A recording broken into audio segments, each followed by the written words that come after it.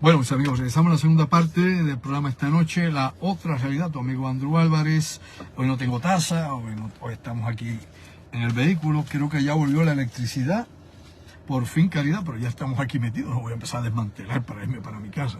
Nos quedamos aquí en el vehículo. Bueno, mis amigos, conmigo acá, mi directo amigo, como siempre, y buen colaborador desde el pasado siglo, el ingeniero Orlando Pla. Orlando, buenas noches. Buenas noches, Andrew, y buenas noches a las personas que te están escuchando en estos momentos. Seguro que sí, Orlando. Ya tú ves, estuve sin electricidad y hace unos minutos pues apareció la luz, se hizo la luz. Pero como aquí esto fluctúa, uno nunca sabe si se va a volver a ir de momento, así que nos quedamos acá en la guagua. Vamos a hablar contigo, Orlando, de algunos de los asuntos que en estos momentos pues son prioritarios a nivel mundial. Y específicamente esta redada que se dio allá en Cuba, donde han arrestado 17 personas, algunos cubanos, otros no cubanos, unos dentro de Cuba. Esto aparenta ser, ¿no?, una red internacional de trata humana, y específicamente cómo han estado embaucando a algunos de los jóvenes cubanos, ofreciéndole trabajo allá en la Federación Rusa, y luego que llegan allá le quitan el pasaporte, los dejan sin recursos y le ponen entonces frente a sus ojos un documento para que lo firmen y se integren a las Fuerzas Armadas de la Federación Rusa. Vamos a hablar un poquito de esa redada, Orlando, ponnos al día qué está pasando en estos momentos. Pues mira, como tú sabes, eso salió a la luz pública esta semana cuando salieron diferentes noticias sobre cubanos que se estaban quejando en Moscú, que habían ido a Moscú a trabajar y se habían encontrado con la sorpresa de que tenían que ir a batallar en Ucrania. Sí. Y entonces, como eso salió a la luz pública a nivel internacional, entonces vino el gobierno de Cuba y empezó a tomar acción sobre este asunto, donde yo dudo mucho que ellos hayan estado completamente, ¿cómo te diría yo?, que no supieran que esta actividad estaba sucediendo, porque eso es un país totalitario y por lo tanto todos los cubanos que salen de Cuba es un procedimiento, ¿cómo te diría yo?, bien burocrático, claro, mucha visa, donde hay muchas investigaciones para tú poder salir de Cuba y poder viajar a Europa, y particularmente a Rusia, a Moscú. Y como tú sabes, ya Putin había dado unas instrucciones prácticamente a todos sus aliados, de que él estaba abierto, de que cualquier persona que fuera de sus aliados podía viajar a Moscú y se podía enlistar en el ejército, iba a cobrar lo mismo que estaban cobrando los soldados rusos para batallar en Ucrania. Pues resulta que durante el día de ayer, pues sale un caballero del Ministerio de Asuntos Exteriores de Cuba. Sí. Este señor se llama el coronel Rodríguez, que informa de que se han arrestado 17 personas en Cuba que eran parte de esta red, de esta organización de trata de personas, donde se estaban reclutando mercenarios en la isla de Cuba. Sí. Y el fiscal que tiene este caso a cargo, el señor José Luis Reyes, está indicando de que estas 17 personas se enfrentan ahora a 30 años de cárcel o pena de muerte, dependiendo cuál sea la acusación final que se les haga a estas 17 personas. Así que algunas de ellas podrían morir debido a este tráfico de cubanos jóvenes que estaban enviando a Europa. Ellos explicaron, los dos líderes en Cuba, y explicaron de que ellos estaban haciendo este trabajo, este reclutamiento en Cuba, porque allá en Rusia le habían prometido casas, propiedades, y transferirlos allá con trabajo como recompensa a su trabajo por reclutar personas en Cuba. Así que en estos momentos, como tú sabes, están arrestadas 17 personas, aparentemente empiezan a arrestar más personas en Cuba, y estamos hablando de que la pena puede ser hasta pena de muerte en el caso que sean acusados con los crímenes que tienen más peso. Sí, estaba viendo publicaciones de Granma, que es la publicación central allá del Estado en Cuba, y pues tenemos entonces a TASS allá en la Federación Rusa, y las informaciones pues más o menos cambian un poco de una a la otra. Ahora habrá que ver, Orlando, si realmente, ¿verdad?, lo que dice las declaraciones oficiales del gobierno cubano, o por lo menos las que salen en la prensa, se llevan a cabo, si se dan finalmente estas sentencias, estos juicios, si no se deja eso en nada, cualquier otra cosa, y se desvía la atención. Hay gente que no cree en lo que dice el gobierno cubano. O sea, hay gente que dice, bueno, el gobierno cubano tiene que haber estado consciente de esto, tiene que haber sabido lo que estaba pasando. No, tal vez los ciudadanos cubanos no, la gente del pueblo, pero sí el gobierno.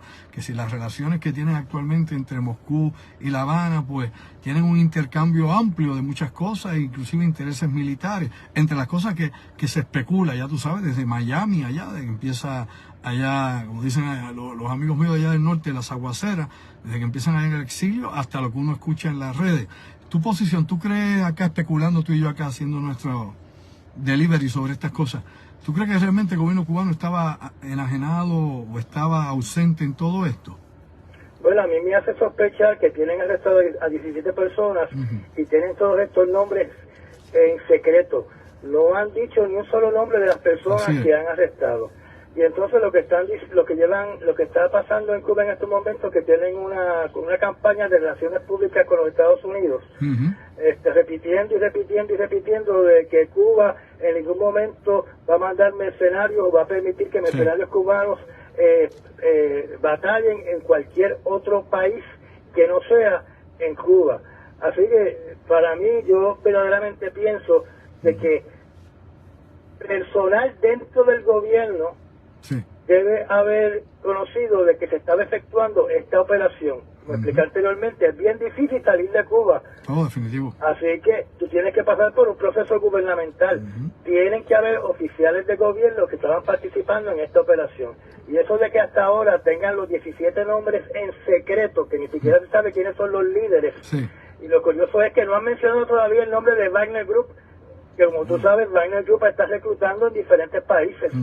Arrestaron personal de Wagner Group reclutando en Polonia hace como 2 semanas atrás.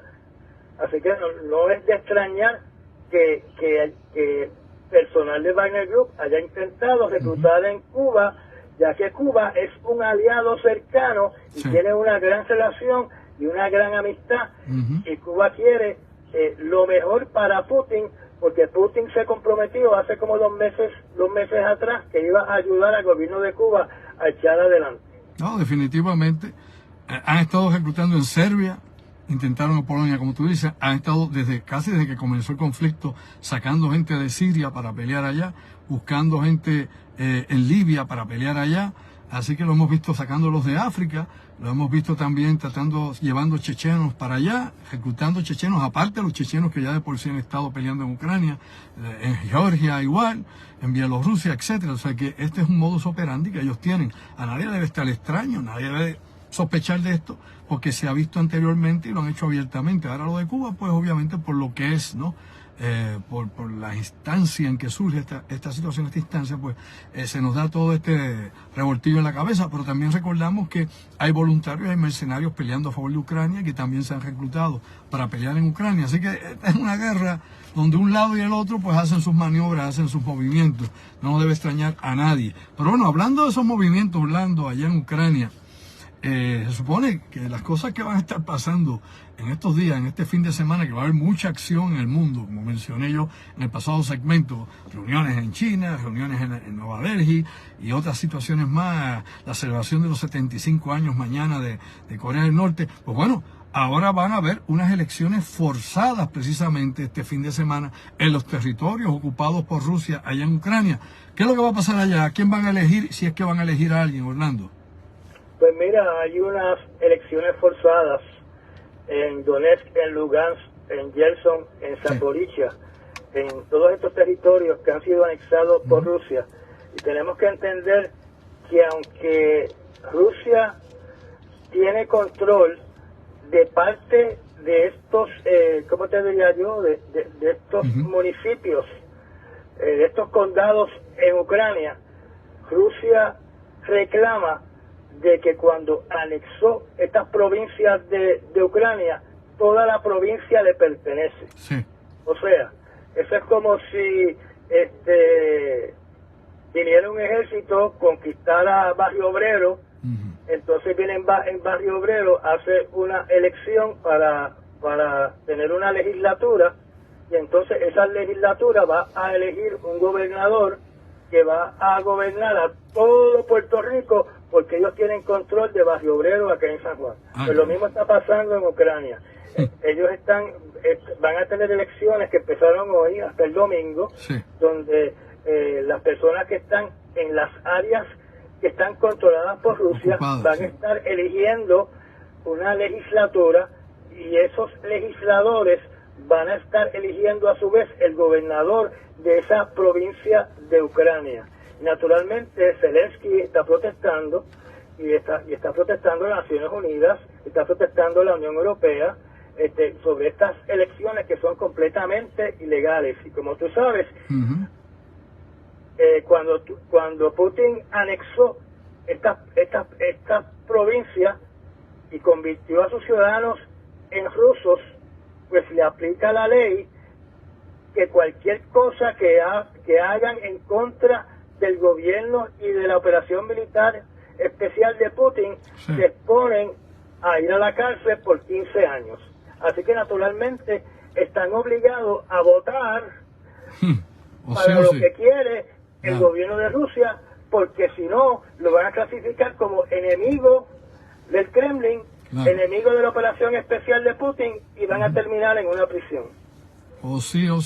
Pues muy bien, ese ejemplo que tú das, Orlando, es muy interesante, porque solamente hay control ruso de un sector de esa región y se quiere imponer un gobierno sobre las demás áreas que están fuera del alcance del ejército ruso, bajo un gobernante que va a ser elegido, como tú has dicho, bajo un tipo de elección amañada o controlada por los que están ocupando el territorio, que obviamente son las fuerzas militares rusas. Hay gente que, claro, estas cosas como que no las entiende, no las puede ver, y se creen que todo pues es parte del imperialismo yanqui, que está en todo, porque todo es imperialismo yanqui. Parece que no saben que este mundo está segmentado en muchos grupos de intereses, y que los Estados Unidos no tienen ya la hegemonía que podrías haber tenido en la década de los 80 o 90. Ha cambiado mucho el mundo y seguirá cambiando, ¿no? Multipolar en muchos asuntos. Así que hay que ver esto desde otro punto de vista y más amplio. Orlando, otra noticia yo creo que es interesante, ya que estamos con esta línea de Rusia y poder militar, la situación de la inteligencia. Te voy a traer una situación que yo creo que es muy interesante.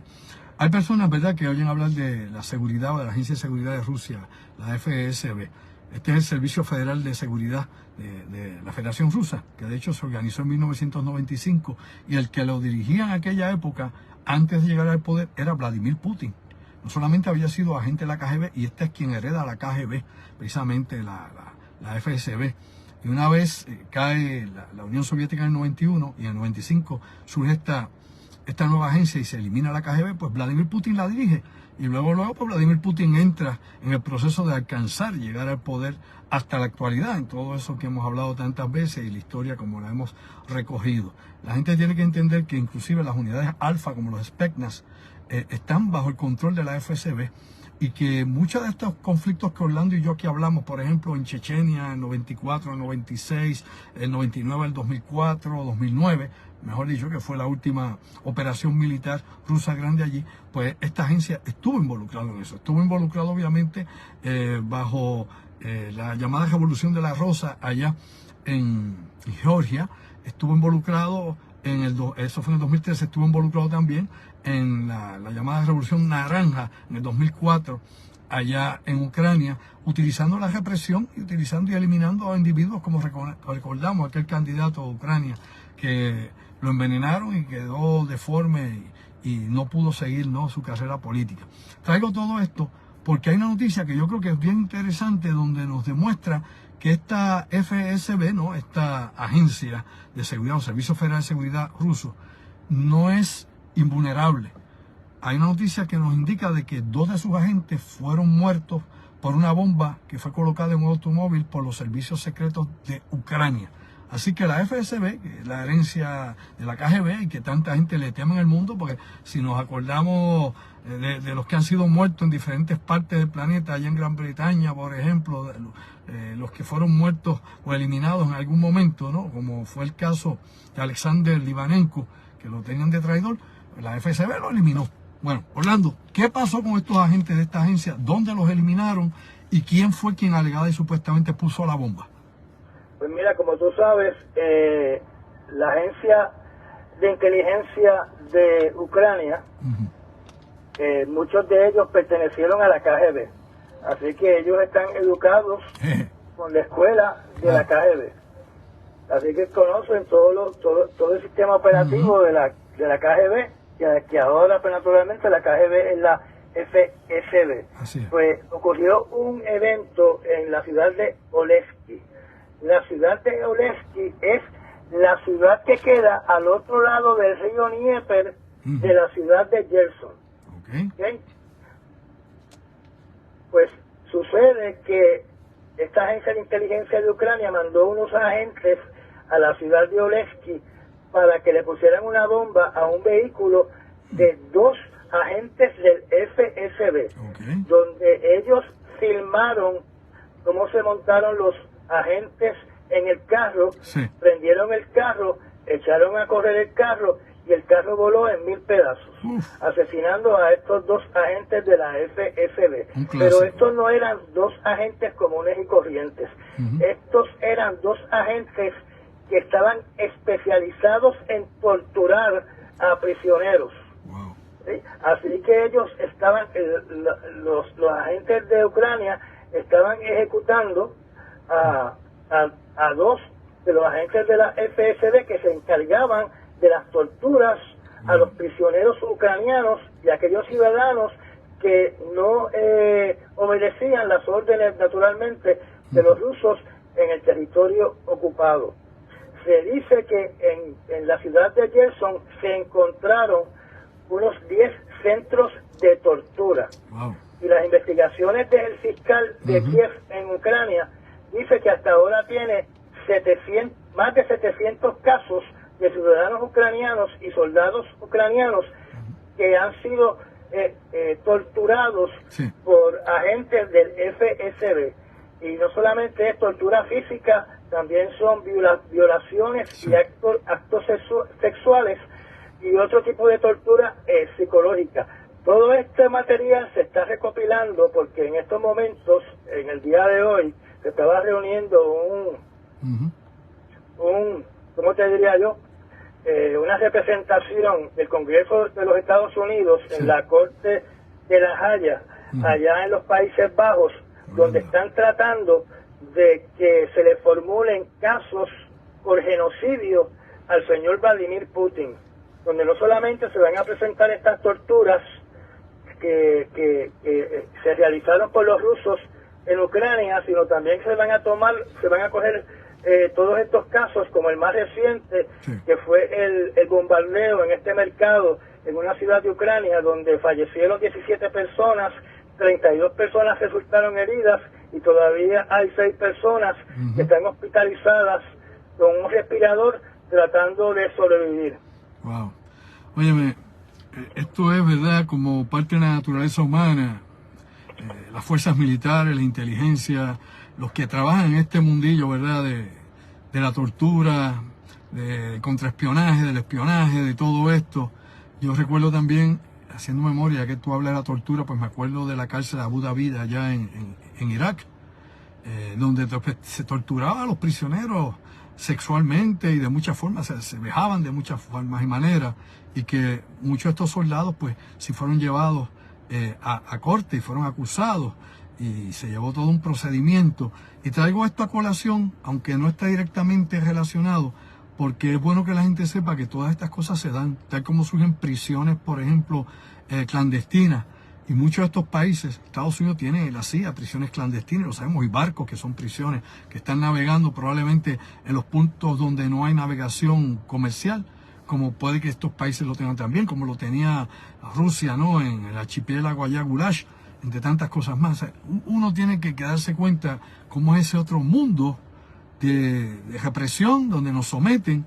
Y en las guerras, lamentablemente, con todos los acuerdos de Ginebra que puedan haber sobre prisioneros de guerra, sobre cómo los vas a tener en el campo de prisioneros, o qué es lo que vas a hacer, aún así, estas leyes se violan y cada cual hace las barbaridades que hace. Por eso hablaba, y hemos hablado tú y yo, Orlando, tantas veces, de cómo está esa locura allá en África, de cómo las cosas allá suceden y cómo hay genocidio continuamente, hay guerras fratricidas. Y nadie realmente resuelve ni le interesa resolver esta situación. Estos dos agentes, lo interesante, ¿no? Aparte del hecho, ¿no?, de que fueron eliminados por un contraservicio de inteligencia, en este caso el ucraniano, es lo que hacían estos individuos. O sea, que no eran que iban a recolectar información a través de espionaje, qué sé yo, electrónico, o que tenían contactos, sino que eran los individuos que eran precisamente los que torturaban.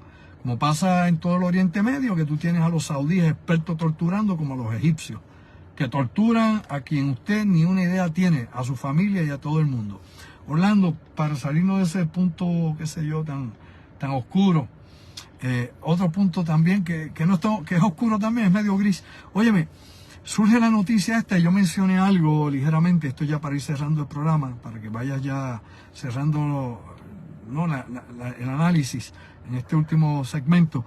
Óyeme, estuve mencionando sobre este nuevo entre comillas, ¿no?, el submarino que ha presentado Kim Jong-un, que no es un submarino nuevo, que lo presenta como la última Coca-Cola del desierto, ¿no? Un submarino con armamento nuclear, capacidad de armas estratégicas. Bueno, lo ha presentado como una cosa fuera de este mundo. Algunos le llaman el submarino Frankenstein. Bueno, dinos qué es lo que tiene Kim Jong-un ahí y qué es lo que ha sacado a flote. Bueno, como tú sabes, él tuvo esta inauguración con bombos y platillos, donde hizo un discurso y parecía que era la celebración de del Día de la Independencia de Corea del Norte, sí, cuando se echó este submarino al mar. Pero vamos a hablar de este submarino. Sí. Primero, lo que se pudo ver en las fotografías y lo que han dicho los expertos es que este submarino es otra vez una modificación, una reconstrucción, sí, de los submarinos que ha tenido Corea del Norte durante décadas. Y se sospecha que simplemente lo que hizo Corea del Norte es que cogió, como tú dijiste anteriormente, un submarino clase Romeo, donde volvió a modificarle lo que se conoce como la vela del submarino, que es esta torreta que sube hacia arriba para que se pueda salir a ver el mar sin el riesgo de que entre agua, claro, dentro del submarino, ¿verdad? Pues entonces lo que él ha hecho últimamente es cambiar la torreta, sí, de estos submarinos. Primero puso una torreta donde se podía lanzar un solo misil balístico, después cambió el submarino y le puso otra torreta o otra vela donde se podían localizar 3 misiles balísticos, sí, y ahora volvió a cambiar la vela para que puedan lanzarse 10 misiles balísticos. Okay. Cuando uno mira las compuertas que hay encima de esta vela que tiene este submarino, sí, uno nota rápidamente de que hay 4 que son más grandes que las otras 6. Por lo tanto, puede disparar 2 tipos diferentes de misiles balísticos. Supongo que uno de largo alcance y otro de mediano alcance. Ahora, los expertos están diciendo de que tú no puedes cambiar el diseño original tan drásticamente de un submarino una y otra vez, porque no se diseñó originalmente, claro, para tener tanto peso en ese lugar del submarino. Y si no reforzaron el submarino se puede partir en dos en cualquier momento, particularmente cuando esté lanzando estos misiles, porque no se diseñó originalmente para ser un submarino de lanzar misiles balísticos. Además, se nota claramente de que es un submarino que no tiene absolutamente en la superficie, sí, no tiene estas losetas de goma que se utilizan para que el sonar del enemigo te pueda detectar, te pueda dar un ping y pueda saber dónde tú estás. Así que es un submarino que no tiene protección sónica, sí, y por lo tanto es fácilmente detectable para los submarinos que cazan otros submarinos, que lo van a localizar inmediatamente y lo van a destruir por lo ruidoso que es, porque esa tecnología de hace 50 años atrás. Sí, un submarino diésel. Entonces, lo otro que se está diciendo es de que Kim Jong-un está diciendo que lo está activando en servicio inmediatamente, que va a ser parte de la flota que va a estar patrullando entre la península de Corea y Japón.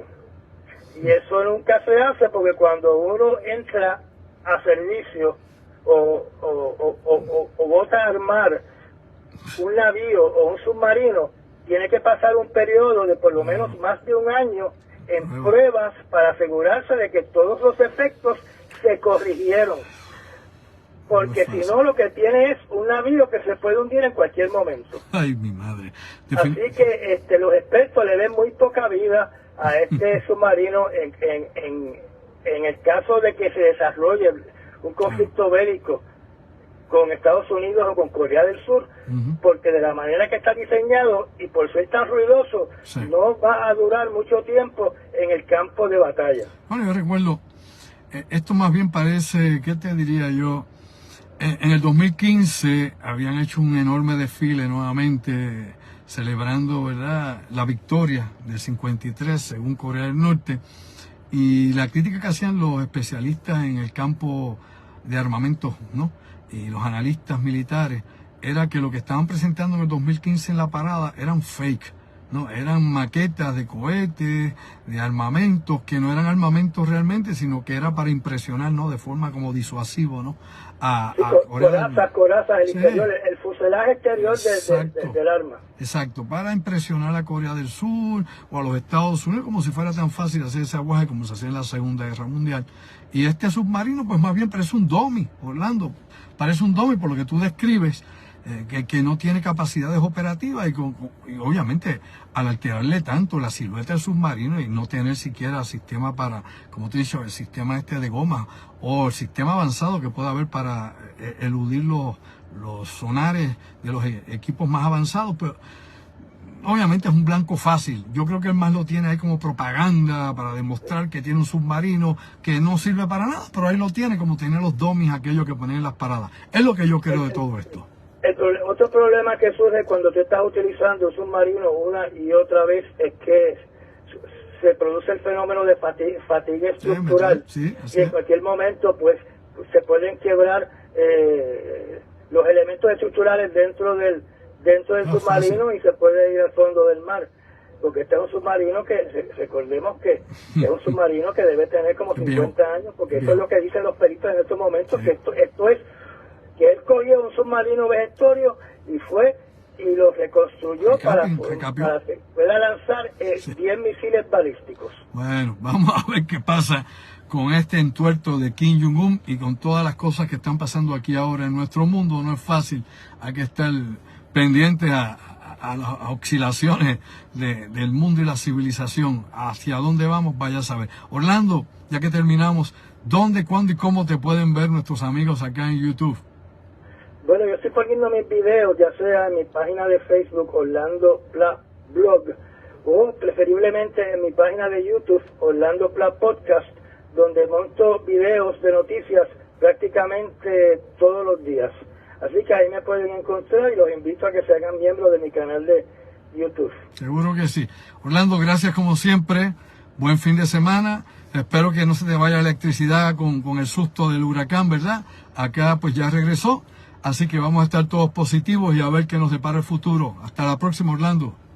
Un placer estar contigo. Me despido de lo que están oyendo en estos momentos y espero que pasen un feliz fin de semana y que, como dijiste, que no se vaya la luz, que no pase nada, que los vientos huracanados no lleguen a Puerto Rico y que naturalmente que todo el mundo respete las instrucciones de no ir a la playa durante este fin de semana, que simplemente vean las olas desde la orilla y que nadie vaya a la, ¿cómo es que se llama ese lugar en Arecibo? La poza. La poza del obispo. Sí, la poza que del obispo. Nadie se vaya ahí este fin de semana a disfrutar, a meterse al agua ahí, porque siempre lo hacen y terminan siempre termina alguien ahogado. No es fácil. Bueno, te me cuidas, Orlando. Buen fin de semana. Adiós, Andrew. Bien, mis amigos, era el ingeniero Orlando Pla, como todos los viernes acá con nosotros. muchas situaciones, nuevamente hay que estar siempre observando el mundo, ¿verdad? Y nosotros estamos aquí en medio de este universo humano a ver qué cosas acontecen. Y les indico a ustedes, ¿verdad? Es importante que uno vea lo que está pasando en Puerto Rico. Y las noticias locales, claro que sí, ¿verdad? Y la incidencia de la situación en que está procesándose nuestras vidas aquí en esta isla, y donde quiera que usted esté, en Estados Unidos, cualquier país latinoamericano, Europa o donde sea, Asia, vaya a ver dónde usted ve este contenido. Pero la realidad es que tenemos que estar ojo a la situación que es, que diría yo, de impacto mundial, ¿no? A los problemas y a las discusiones y a lo que no se ha podido resolver y a ese impasse que hay a nivel internacional entre potencias que tienen la capacidad de acabar con la vida sobre la faz del planeta Tierra y de cambiar su vida y la mía sin que usted y yo querramos. No tenemos que ver nada con lo que está pasando por allá, en la Conchinchina, donde sea, pero lamentablemente lo que pasa allá va a tener repercusiones acá. Y por eso siempre en este programa tocamos algo a veces de Puerto Rico cuando amerita tratar un tema que no esté, como digo yo, aquí chupado y gastado, de que lo han discutido hasta el tuétano, ¿no? ¿Para qué voy a repetir lo mismo que todo el mundo dijo en la isla? ¿Que a dónde voy con eso? Nada, hombre, aquí traemos otros asuntos que sabemos que aquí en Puerto Rico no se hablan ni de casualidad, ni de rebote, ni a nadie le importa, y es realmente lo que tiene fuerza y presión sobre el destino de la humanidad. No lo que hagamos aquí, sino lo que de allá viene para acá. Lo que hagamos aquí se supone que esté en control de los puertorriqueños y que los puertorriqueños tomemos decisiones inteligentes y sepamos bregar con lo que está ocurriendo en nuestro país aquí ahora y que hagamos las reformas que haya que hacer, y ahí está en nuestras manos. Hablar menos y hacer más. Es lo que hay que hacer en Puerto Rico. Usted habla mucho, aquí hay gente que habla demasiado, pero no se ve resultado. ¿Es o no es así? Así que acá nosotros vamos al análisis de estos asuntos internacionales porque a la larga, media y corta nos afectan, nos guste o no nos guste. Despierta Durmiente. Recuerda, Top Secret, sábado 23 a las 8:30 de la noche, allá en Rosen Event Center en Orlando, Florida. Molusco.com, entra, saca tu espacio, queda un poquitito, vea, para que vea, se ponga al día. Queda un poquitito en Molusco.com para que estén conmigo allá en Top Secret. Impactante lo que va a haber allí, no lo va a ver en ningún lado, garantía de fábrica. Luego vamos a estar también acá en Isabela el 16, sábado 16 de septiembre, 8 de la noche, en Boricuas, en la carretera número 2, ahí mismito en Isabela. Antes de llegar a Isabela, en el número 2 está Boricuas. Vamos a estar en los salones de actividades de Boricuas presentando el conversatorio audiovisual Holocausto Planetario. Tampoco lo va a ver por ahí y va a enterarse de cosas que se supone usted no deba saber y de cómo hay que prepararse en Puerto Rico y cómo en Puerto Rico el gobierno ni ninguna agencia está preparada ni sirve para absolutamente nada el día en que cualquiera de los eventos que ya están, óigame, pronosticados por los expertos en la materia en diferentes aspectos de seguridad y luego, desde lo natural hasta los conflictos que puedan haber a nivel mundial, nosotros aquí estamos desprovistos de todo. Todo es todo. Así que Despierta Durmiente, ¿qué tenemos que hacer? Pues vamos a aprender qué tenemos que hacer. Recuerda que para separar tu espacio Para Isabela el 16, la otra semana, el sábado próximo, no mañana, sino el otro sábado, allá en Isabela, es el 787-579-8600. Mi producción, 579-8600. Llegamos al final del programa. Gracias como siempre. Apunta el teléfono. Entre en mi página, siempre hay más información allá. Ya no hay mucho más que decir. Denise, ¿algo más que quiera decir tú por acá? Buen fin de semana. Ahí está aquí. Y pueden enviar mensajes de texto para información de las conferencias. Claro que sí. A este número. Bueno, se me cuidan mucho y se los digo una vez más. Sayonara. Buenas noches. Esta es mi música, por si acaso. Esto es erótica y poner un poquito ahí de smooth jazz, como a mí me gusta. Así que gracias, buenas noches. Ojo a visor, oído en tierra. Hasta la próxima.